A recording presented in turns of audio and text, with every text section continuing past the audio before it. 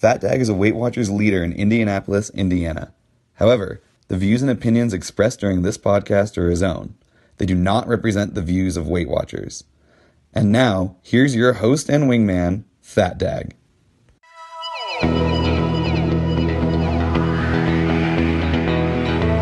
I am your host, FatDag. You're listening to Wise Advice.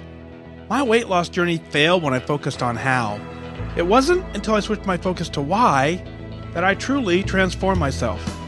Join the show on the web at fatdag.com and follow along on Facebook, Twitter, and Instagram, all at Wise Advice. Send in your comments, your questions, and your celebrations, and I'll include them as part of the show.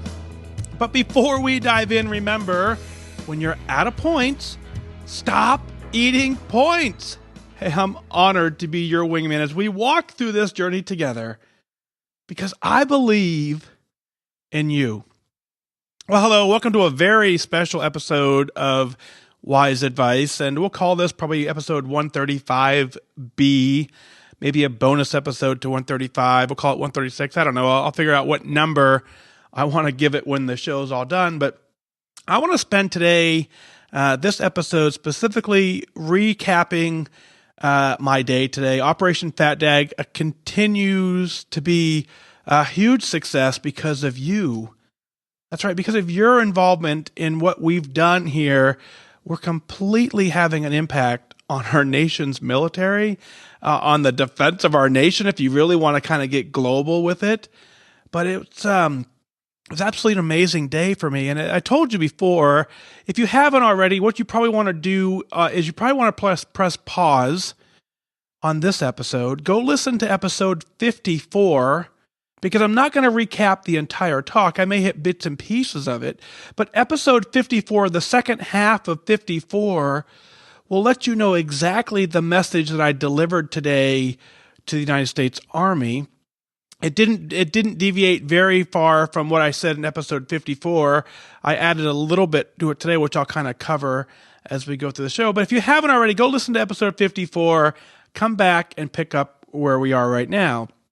It'll put you in the right frame of mind. But so, as you know, episode 54 talks about my struggle in the military. And, I believe that, karma, you get in life what you put into it. And karma's not always bad. So for a long time, I think for 20 some years, I've been in the military. I've been overweight. I've been in for almost 26 years now, still actively serving. 20 of them I've been overweight. And so I often wondered, especially now looking back, man, why wasn't I kicked out of the military? I was clearly not meeting the fitness standard. I was completely ignoring, even to take the test at some point. I went for 2.5 years without a current fitness assessment. I really should have been disciplined. And that discipline should have led me to being separated, because had I been disciplined the way the military disciplines folks for failing to meet the standard, I think it would have forced my brain into further denial, and it probably would have been very catastrophic for me. So I believe that somewhere something was taking care of me because there was a greater plan, and this is that plan unfolding. So karma isn't always bad. I think I had to purposely live as a military member overweight. I think I had to purposely understand the full mindset, because largely the resource that we're now providing back, it didn't exist. And so I think the plan is that we're now going to develop a resource for people who are in the military who are struggling with their weight and their fitness. And it all starts here with Operation FatDag, because they needed, and I needed, someone who truly understood the journey. Because if you truly understand the journey and you're able to walk that journey with somebody else, you have a much better chance of reaching them. I had to understand the mindset, so I knew how to deliver the message in a way that they would understand it and hear it. In a way that if I was sitting in that chair, which I should have been, I would have been able to understand it and hear it. So I now know why I was never kicked out of the military, because there's a greater plan for me. And it played out today once again. This was my third time talking to a group of Army soldiers. I told you before, the Indiana Army National Guard here does an amazing job of working with their soldiers to try and retain them. Indiana National Guard is the fourth largest National Guard in the country, and the retention of our military members, fitness is up there as the number one issue that we face for people who are being separated from the military. Every year we lose more people to fitness than any other thing that we lose people out of the military for. So it's a huge problem that we have to address. But sadly, there aren't enough resources to figure out the mindset to get to the point where we can make a difference. So the Indiana National Guard, they have an amazing program where they recognize folks who are struggling and they bring them in. And for 10 days, they bring them into this room and they teach them all about nutrition. They teach them all about fitness. They teach them all about resiliency. They really, really pour their heart into this program to let them know that they matter. And on day 9, I come in, the day before their final fitness assessment. I come in and I share my story. I share episode 54 with them, and I say, hey, here's what I did. Here's my story. Here's how I struggle. I have a food addiction. I don't think a lot of people frame when we're overweight that I don't think it's commonly referred to as a food addiction. But for me, it absolutely was, and I beat it. And I want nothing more for other people to recognize. Let's put a name to this so that we can actually address what it is. So I woke up this morning just about like any other day, getting ready to go to work, and but it was different because I knew I was going to spend the day with this group of 44 Army soldiers. And I got some real quick. I'll give you a side note. I got some intel out while I was down there.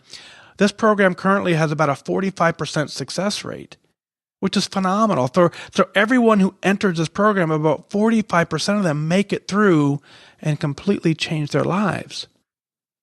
That's phenomenal. I was so glad to hear that number was as high as it was, because you truly don't know. For 10 days, they sit there and you don't know if you're reaching them or not. And certainly I come in the last of the, day 9 of day 10. So my 30 minutes, it certainly doesn't make or break the program. All I can do is deliver a message of hope, let them know that I believe in them. So I'm glad to hear that it's a 45% success rate. I hope that the number continues to climb. And not only do I hope that, I'm going to work my tail off to make sure that number does and deliver the message. So I woke up this morning ready to go, ready on fire to go deliver this message. I asked you previously for some help. As you know, in my journey, one of the things that was most critical to it is that I didn't know where to turn. I reached out for wingman after wingman, looking for anybody who would help me in this journey.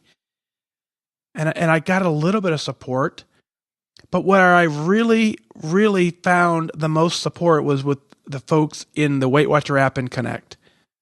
I put that first post out there saying, help, I need help. I'm getting ready to be separated from the military. I don't know what to do. And the Connect community rallied behind me and started following along and encouraging me. They showed me other people who were winning. And you taught me that I could win too. And then you told me you believed in me, and long before I believed in myself. So it was that community that led me to where we are today. So I simply asked you, I said, I'm going to go deliver this talk, and the talk I'm going to start off with, so I'm going to say, I open my talk with, I'm not a fitness expert, I'm not a healthy eating coach, I'm an airman, and I'm a mess, and I'm going to tell you one thing and one thing only as I start this talk. You don't have to be here. That's right. You don't have to be in a place where you're addicted to food. You don't have to be in a place where you're overweight. You don't have to be in a place where you're struggling. So over the next 30, 40 minutes as I was talking to them, I just said at the end of this talk, I'm only really going to tell you one thing, and that's you don't have to be here. I believe that you can change your life. If you truly want to change your life, I'm going to tell you how I did it. You're going to have to develop your own plan within that framework. But I believe that it's possible because I did it. And I know you can do it as well. So I want to deliver that message of belief. I want them to understand that what they're trying to do is possible. And I believe with every fiber of my body that it is possible for anybody who's willing to take the chance and do it. But I need a little help in that, because delivering that message is, it sounds kind of hokey. I get a lot of email from folks saying, the first time you told me you believed in me, I just thought, who's this guy who's crazy saying, yeah, you believe in me? So I want help from the Connect community to say, not only do I believe in you, but there are people all over the country who don't even know you who believe in you. So I reached out to the Connect community. I said, simply send me a card of motivation. I'll hand deliver it. I will hand it to the group. I will tell them that you believe in them as well. Amazing, amazing, amazing support from you guys. I cannot tell you, the stack of cards was a foot tall or taller. I purposely saved them until the morning of my talk. I don't open them. I don't do anything with them. As they come in, I just set them off to the side and I let them sit there. Because I know that I need to channel your energy and give it back to them in a way that they need to understand it, because I know what it's like having to look for that inspiration. So I look at some of these envelopes. Some of you guys are absolutely amazing. You decorate the envelopes. You write all over them. Many of the cards are homemade. Many of them are very patriotic in nature. I took a bunch of photos of them as I was opening this morning. So I come down this morning, I grab the stack of cards, and one by one, I start opening them. And I open them because I really want to understand your mindset as well. And I want to make sure that the message that you've asked me to deliver, I deliver properly. So one by one, I'm opening the cards and some of the amazing stories that are in there. The amazing words of encouragement that you put out. That I read letters of people who were down 20 pounds, people who were down 150 pounds. I think 174 pounds I saw in this list. I read stories of someone who lost both of their parents at age 66. And here she was, age 65, making sure she doesn't repeat that family legacy. I read stories of people who were on medication for blood pressure, for diabetes, and now they're completely off it. I read people telling you, I believe in you, you can do this.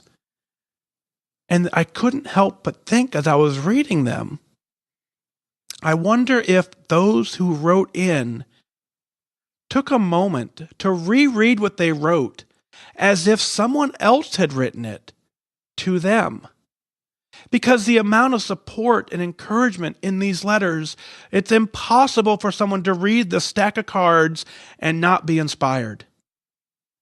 So I encourage you, the next time we do this, it's going to be in January, but the next time I do this, I'm going to ask you for your cards, but I'm going to put a little different spin on it this time. I'm going to say, I want you to write out a card, and I want you to address it to yourself. Read it to yourself and pretend someone else has written it to you, and then send it off after.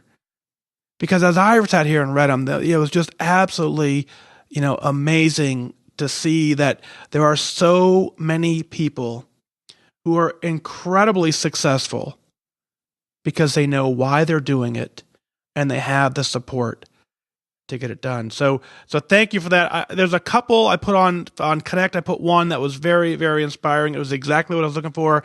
And then there was this one that I'm going to read to you. Diane out of New York sent me a note. And if you remember, she was on the program a little while ago. And she says, hi, hi, not FatDag. This is Diane from New York. I wrote to tell you 2 weeks ago that I was on your show when I hit my 10%.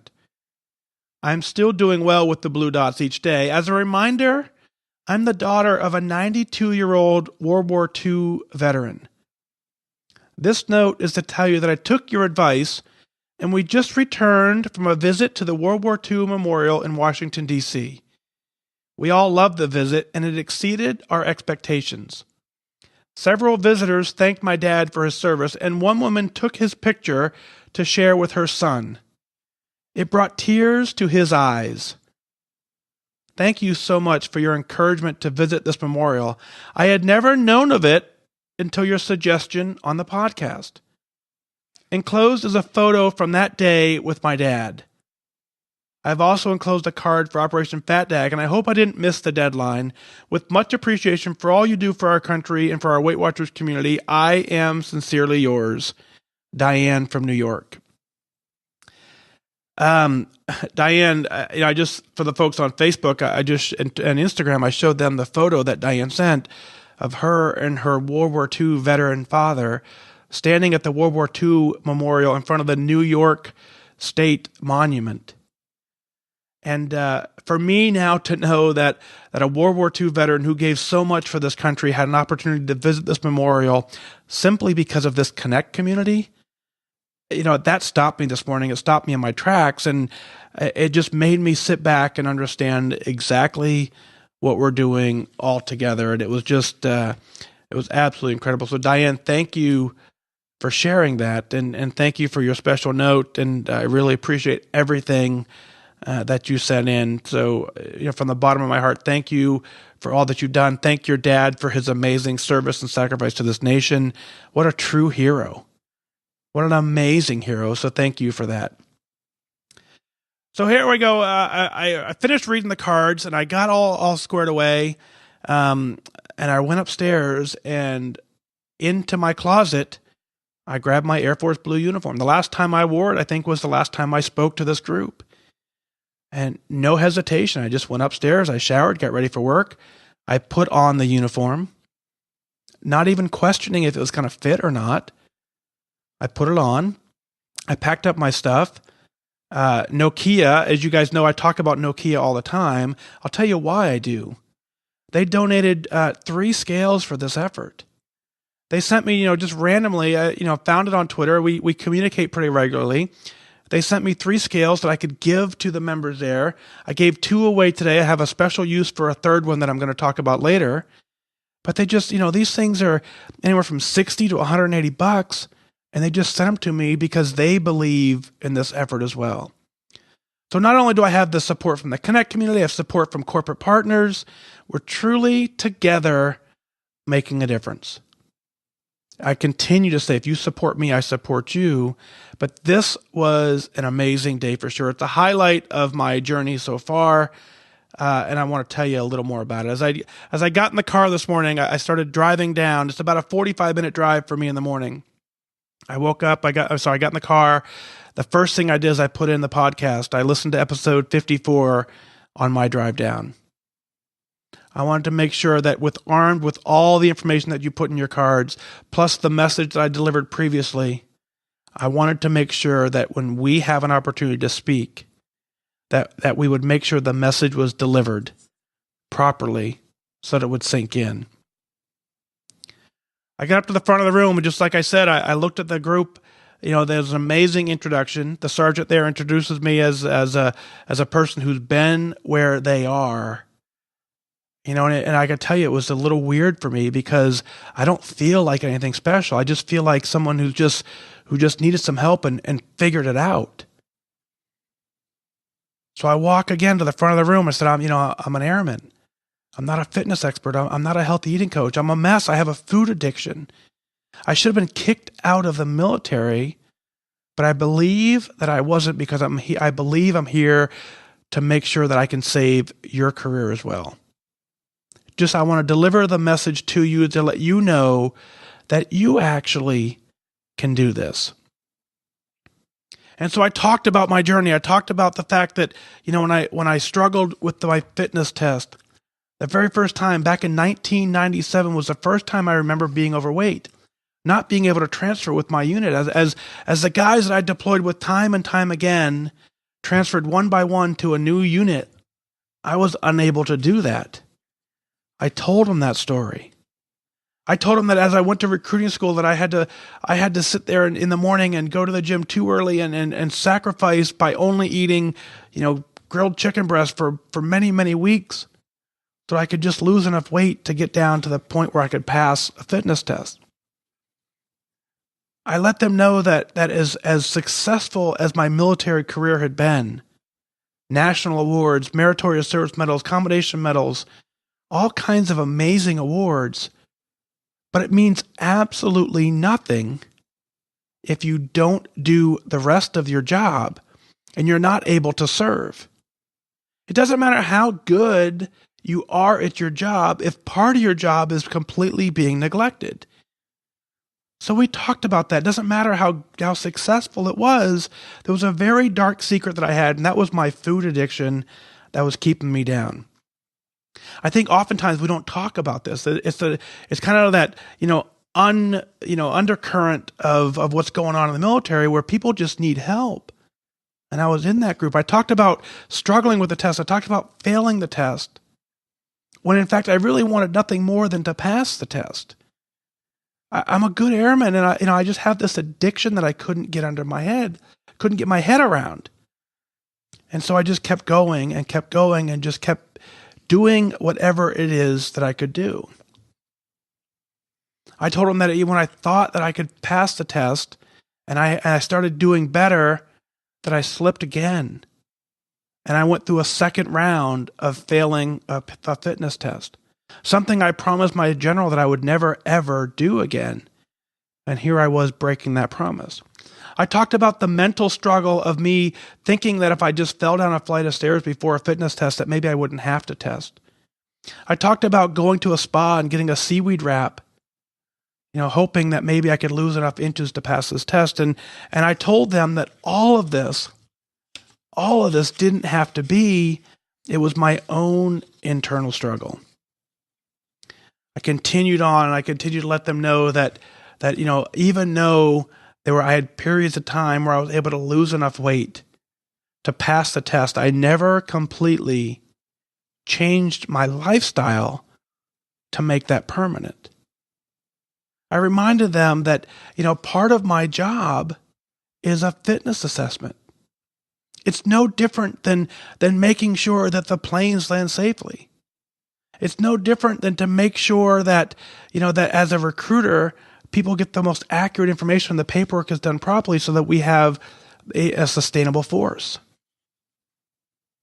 And then I told him about hitting rock bottom and not taking a test for 2 years and just going on and the complete mental struggle. And then I left them with the mindset of I found a wingman. I found someone who believed in me. I found someone who understood exactly where I was at and was willing to walk with me. And even that wasn't good enough. Sure, it was great. It got me to the point where I passed the test. But as soon as that wingman subsided, after getting me to the goal, I went back to my old ways. I went back to my old habits. And the vicious cycle continued to go. So we talked about all that. And I could tell as I looked across the room, it was very interesting for me. I've had an opportunity to speak to audiences before. And I can honestly tell you, this was the first time as I was delivering the talk, I looked across the room, and everywhere I looked, I saw two eyeballs looking back at me. No one was on their phone. No one was drifting off.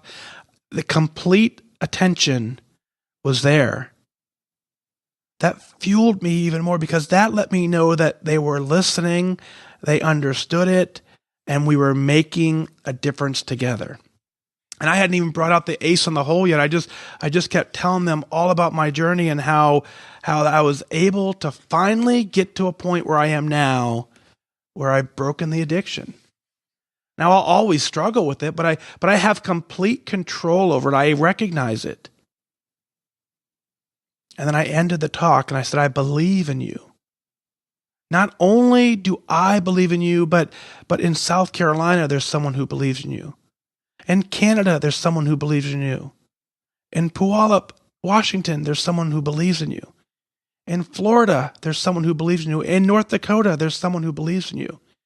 In New York, there's someone who believes in you. These people don't even know you. And I reached into this stack of cards. Hundreds of cards. There were 44 people in the room. I reached into this stack of hundreds of cards and I started passing them out. And I said, I want you to read these stories of people who are struggling and have won and are winning. And I passed the cards out. And as I looked around the room, Easily, every single person had 3, 4, 5 of them. And the talk ended. And that was the end. And I stick around for a little bit to kind of gauge the feeling. And just like the last time, they're dismissed when I'm done when the talk, they're done for the day or for the afternoon. No one got up. Every single one of them sat there reading the cards that you sent in. And you could just see the words on the cards jumping into their brain. You could see the fact that they got it. You can see that together we completely changed lives here. We're making a difference on this journey. The talk completely ended, and at the very end, people were, it was really weird for me because I've never been in a scenario where at the end of the show, I was just getting ready to walk out the door. That's just, I delivered the message. I delivered your message. It's time for me to go. And as I went to leave, the Sergeant Chad was there, and he goes, "Hey guys, would you like to have your photo taken with Sergeant Daggett?" And I was like, that was kind of weird for me. And so they all got up, all 44, and they rather quickly got to the front of the room in pure military fashion. We took a couple photos together. It was the highlight of my day because it was just so fun to be in a group of peers with people who understand me and I understand them. And I'm never going to forget a couple things that I heard. People ask me, it's like, how did you break the addiction and how did you do it? And I just kind of gave them, I just kind of gave them, here's what I did. Here's what worked for me. And one gal came up to me and she said, "I got to tell you, I'm stubborn. I'm a stubborn old brain. And you broke through. I get it now." And when she said that to me, I said, that's all I wanted to do. That was all I wanted to do, is I wanted to make sure that if we reach one person and one person completely changes their life, that one person exponentially reaches out and helps another, and it continues to grow. It was absolutely an amazing day. And you guys made this all possible. The folks listening to the podcast, the folks listening and working through this journey on Connect, the folks who are live on Facebook, the folks who are live on Instagram, all of us together. You don't know how impactful your words are, how impactful your simple presence is. It just continues to remind all of us that we are doing amazing work. It's crucial work, and we need each other to do it. So I thank you absolutely from the bottom of my heart for making this possible. In the link to the show notes of this show, I will put the event calendar. That event calendar will let you know I'm on the regular rotation for this group. Seems like the next opportunity to speak will be in January. So you can bet in January I'm going to reach back out to you and say, I could use some more cards, and just send them in, and I will deliver your message of hope and inspiration and encouragement. And I want you at that point, between now and then, I want you to be working on your journey. I want you to stay focused on what it is that you're trying to do. Helping other people is amazing, but you've got to help others first. And when you reach out to help other people, something magical happens. You're the one that ends up getting help. A good friend of mine, Dan Rooney, always says that. He goes, when you reach out to help other people, something magical happens, and you find out you're the one that gets the help. So what I want you to do between now and January specifically, we're coming up on the holiday season. For a lot of people think that this is the hardest time of the year.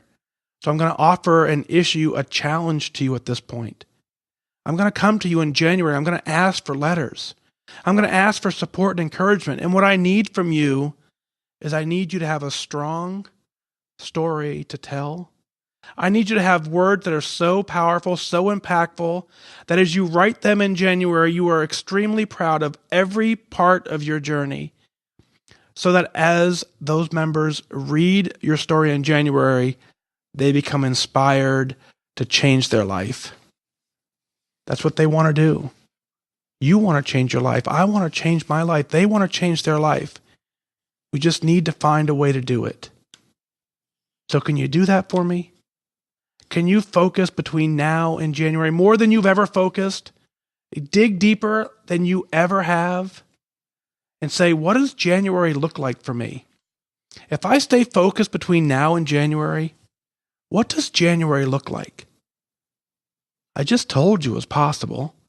I just told you hundreds of people sent me in cards and says that they did it for the many, many months ahead. So there's no difference in the next 3 or 4 months. It's the same healthy living lifestyle that you've always done. That will carry you to goal. That will completely change the world. That will change every aspect of your journey. It'll change every aspect of my journey. It'll change every aspect of their journey. And in January, when we have this talk again, we will continue to celebrate. Celebrating's fun. Thank you for listening to this very special episode of Wise Advice, where we talk about the Operation FatDag recap. But as you have things that you want to celebrate, I want to share them. I want to share them with our community. Let's share them on the air. Go to fatdag.com, click on Listen Now, send in your celebrations, your comments, your questions. I'll work them in as part of the show. I want you to email in your celebrations, because just like the hand letters and cards that I delivered today, your emails do the exact same thing to a much larger community. Those emails continue to remind other people that what they're doing is possible, and I want you to be so proud of your journey that you can't help but write it in and share it with the world. Well, that's going to do it for this time. Remember that losing weight and getting healthy has nothing to do with luck. You have to remain disciplined and focused. Set your sights on your goal and go after it. I wish you good focus.